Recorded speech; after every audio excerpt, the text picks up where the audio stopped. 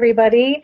I have a super quick and easy Christmas card for you today using one of the stamp sets from the new Creativity Calling holiday catalog. If you haven't seen this, then I would love for you to contact me so you can get a copy in your hands. It is good through the end of the year, maybe January 2nd or so.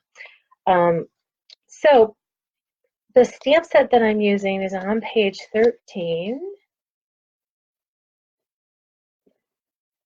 It is called the Perfectly Plaid stamp set. I'll also be using the Pine Tree Punch and the Wrapped in Plaid 6x6 Specialty Designer Series paper. It has gold foil on one side of the paper. It's really pretty. I'll show it to you.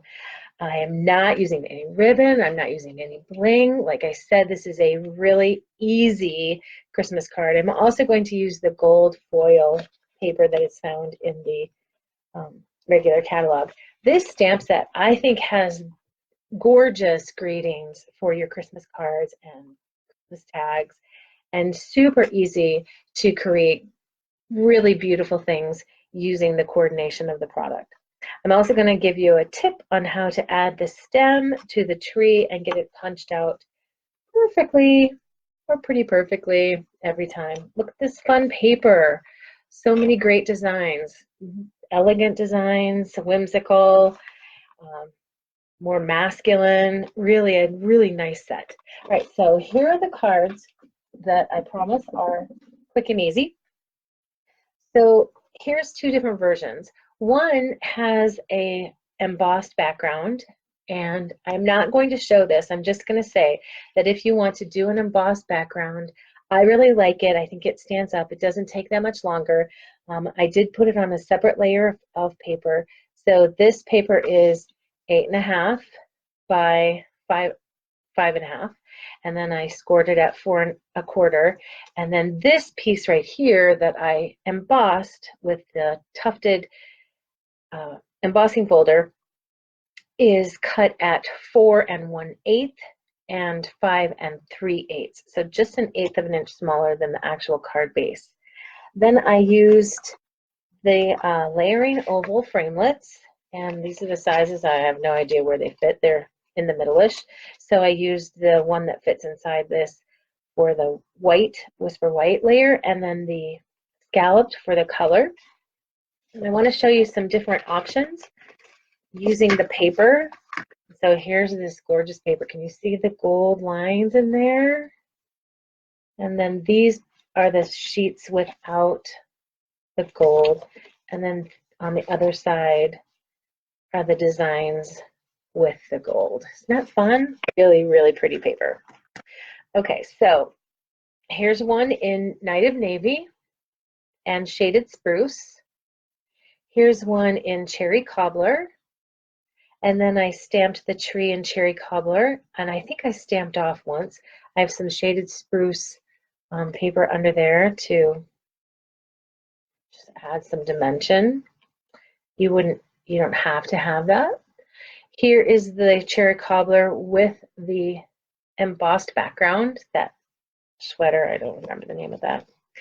And then this one also has that knitted design in the Shaded Spruce. Kind of a more fun paper there. I also am going to be showing how to dress up your envelope. I'll show you how to do that at the end, so keep watching. And then I also want to show you what I did on the inside. One of these cards has the inside.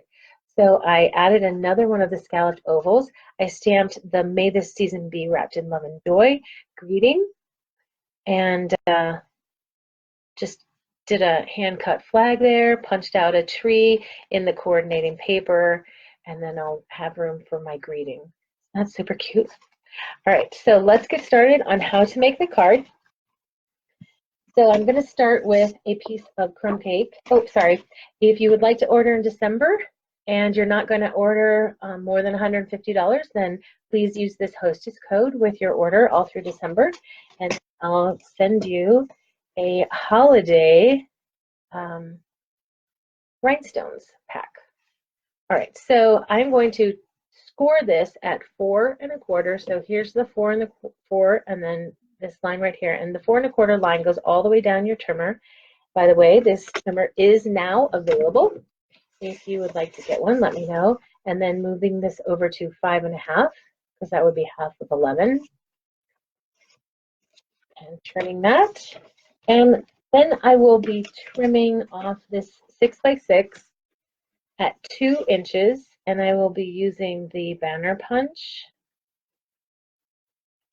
I'm also going to cut off 1 or 1/2 inch of it, and you have this 1 inch mark right there, and then so right in the middle there would be 1/2 inch. And that is all the cutting I am doing because I have this piece, this for the inside, already trimmed. It's trimmed at 4 and 5 1/4. So I have my pieces ready. Now, if I were going to do the background, the embossed background, then I would glue that down first. And I also need, sorry, I forgot to get the shaded spruce piece of paper. Grabbing that. I need a piece of shaded spruce cut at 2 1/4. And by the way, all of these measurements will be on my blog later tonight when I get a chance to type it all up and get that on my blog for you. This will be cut at 5 1/2 because I want it to go the full length. Oops, that's already 5 1/2. So we're good to go with that. I am ready to glue this down. I'm going to use some mono liquid adhesive to glue this paper down, just to add some interest and dimension. And you know, cutting a strip of paper is a really easy way to kind of dress up your card, but not adding a lot of work or time. And so now I will be adding this that I will punch with the flag or the banner punch. So with this banner punch, you can get 2 inches, 1 1/2, and 1 inch that fit perfectly. If you're going to use sizes other than that, then it's a good idea to turn it over. But I want to make sure that I'm punching the right end, because when I was designing these earlier, I did one where I punched the wrong end. So now that's ready to add to my card. And so I will go ahead, and that's pretty on that side too, isn't it? Hi, Marcia. Thanks for watching. So just adding that right to the top. And then I have this nice little border of shaded spruce. And while I have the glue in my hand, I'm going to go ahead and put my Whisper White insert inside using the liquid adhesive. All right, happy Sunday, everybody. I am so sorry that my video stopped. I'm so sorry that my video stopped. I think that I'm back on with you now, and I don't know where the video did stop, so I'll take a look at it later and see if I need to update with any missing pieces. But I've already cut my cherry cobbler paper down. I've added a 2 1/4 inch strip of shaded spruce. I cut a piece of strip 2 inches wide on the designer series paper, and I have used the banner punch to punch the end with that. And now I just want to show you how this is just so quick and easy. I think you're just going to love it. So I am going to use this scalloped oval that I cut with the Layering Ovals framelits and this Whisper White oval. So because these stamps are photopolymer, I am going to use my foam to stamp on. And I'm going to start with the greeting, and I'm using coordinating cherry cobbler ink. And my cherry cobbler, it's about time for me to get a new one. I have re-inked it several times, and I think at some point it's just good to get a new one. So lining that up as carefully as I can with my phone in the way. There you go. And Then I want to stamp the Christmas tree on another piece of Whisper White. Got some mess right there. So I'm going to stamp off once because I want this kind of pinky color. And I'm going to punch this out with the Christmas tree punch before I stamp the stem or the trunk of the tree. So using my punch upside down and lining that up, I will punch. There we go. And now I will add the trunk because it's easier than trying to get that guessing where the punch will go. Now I know where the punch has gone and I can just line that trunk up. There you go, like that. While I have the ink open, I'm going to grab that strip of 1/2 inch Whisper White to do the inside greeting, which is may this season, special season, be wrapped in love and joy. I'll just do it down here at this end.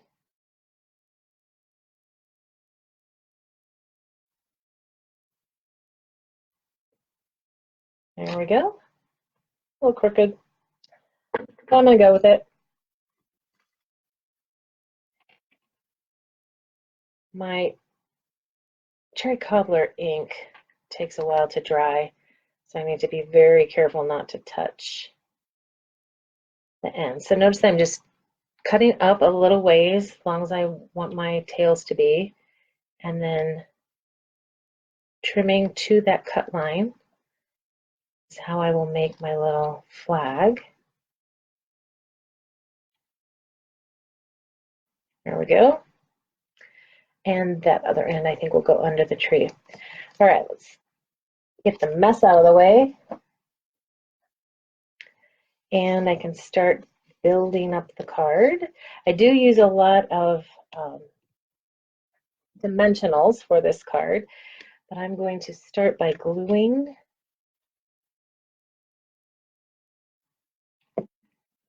the stamped greeting down on top of the shaded spruce scalloped oval, and that's going to go on the front.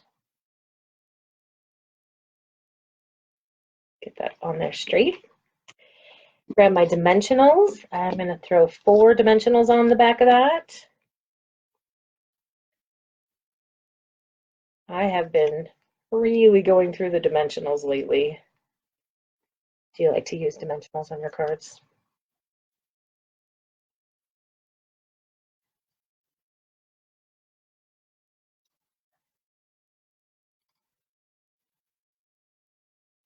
There we go. Watching somebody peel the adhesive backing off of dimensionals, like watching paint dry, isn't it? Okay, there we go. And yay, I haven't lost my tree. Oh, I wanted to punch another tree out of the shaded spruce to layer that behind, give it like a little shadow.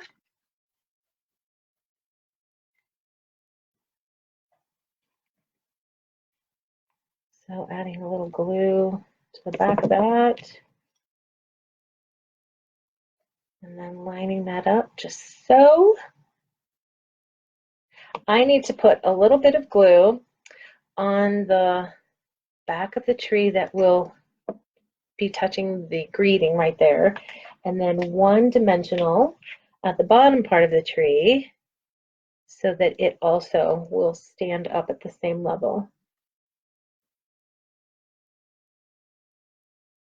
There we go. Don't you love the way that tree coordinates with that paper? That's so darling and so easy. So even if you were going to do that embossed background, and you could just emboss the card, you don't have to do the separate panel. Really quick and easy card. And Hi, Pam and Marcia. Thanks for joining me. And now let's go ahead and do the inside. Now, I'm not going to stamp another tree. I'm just going to use the coordinating paper for the inside tree. So punching the back. There we go. And we'll get all this lined up. And just like that, the card is done.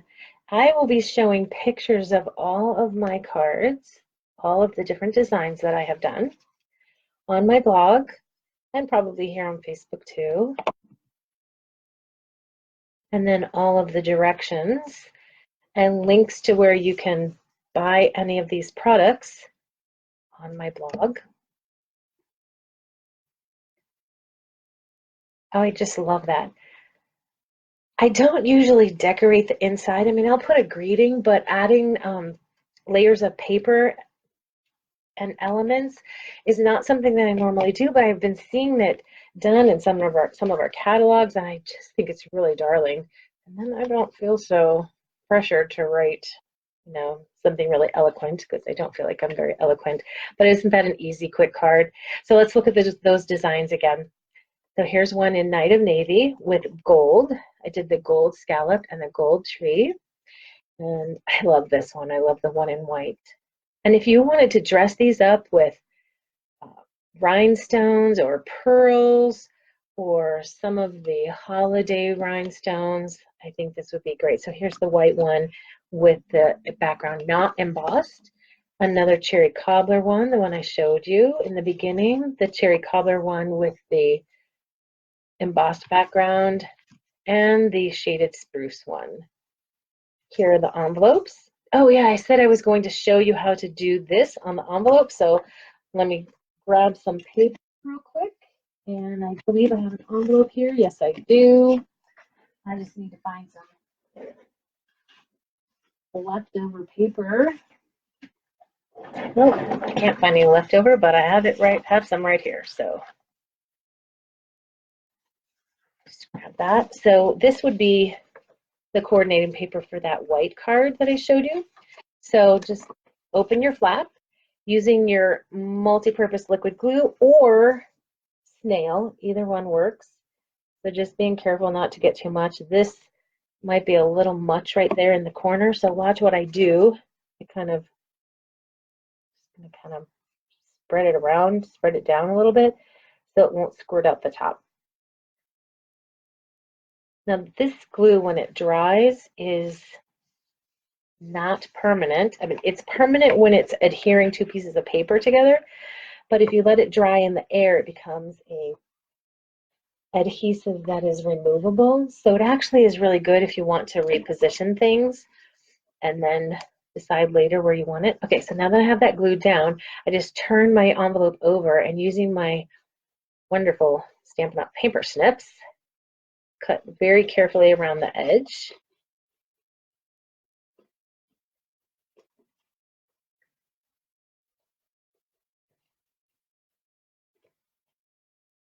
And if you're not going to mail these, then you could glue another, isn't that pretty? Nice surprise for when somebody gets that in the mail.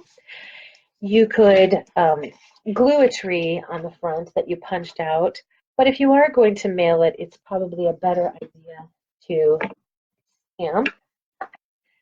And don't be afraid to stamp words. It doesn't have to be just designs. As you see on this one right here, I actually stamped Merry Christmas right there with the tree. So let's see if I can get that trunk lined up one more time. I'm not punching this, so it's okay for me to just eyeball the middle. Isn't that beautiful? This is one of our distinctive stamps. It has all of that, the shading that you see in the design. Love it. Okay, so maybe before I quit, I'll stamp Merry Christmas or one of the other greetings, ho ho ho, or hoping that your busy year comes together in Christmas cheer on there. Well, thank you so much for watching. And again, if you would like to purchase any of these products that I use to make this quick and easy Christmas card, please let me know. visit my online store and use this December hostess code, and you will be receiving a gift from me if you spend $50 in December. And keep track of those Rose rewards because it does pay off over time. Have a wonderful week, and I am off to grade papers. Yay!